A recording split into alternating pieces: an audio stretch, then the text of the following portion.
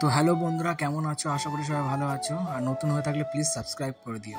তো আজকে এসেছি টুনা মাছ কিনতে কলকাতায় নিয়ে যাওয়ার জন্য। তো টুনা মাছটা দেখতেই পাচ্ছ, ওই যে আন্টি বসে আছে কাটছে। টুনা মাছটার ওজন হচ্ছে 13 কেজি। আর এখানে দেখো অনেক ধরনের বিভিন্ন ধরনের মাছ আছে, ঠিক আছে? তো দেখতেই পাচ্ছ টুনা মাছের এই দেখো মাথাটা, আর কতটা তাজা, একদম মনে হচ্ছে বিকালবেলায় এই মাছটা ধরেছে। আর এই মাছটার ওজন হলো 13 কেজি। আর মাছটা দেখো পরিষ্কার করছে। আর এই আন্টি এই টুনা মাছ কাটার জন্য পুরো এক্সপার্ট, ঠিক আছে?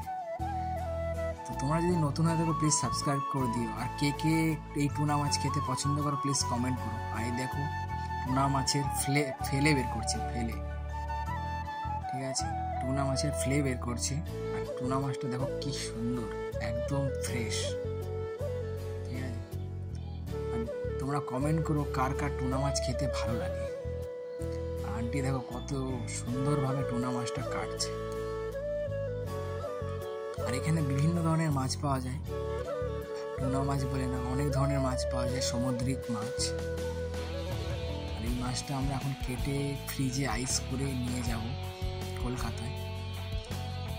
তো আমি এখন ভিডিওটা বানাচ্ছি আন্দামান নিকোবর আইল্যান্ড থেকে, সিটি পোর্ট ব্লেয়ার, শ্রী বিজয়পুরম। তোমরা কোথা থেকে ভিডিওটা দেখছো প্লিজ কমেন্ট করো।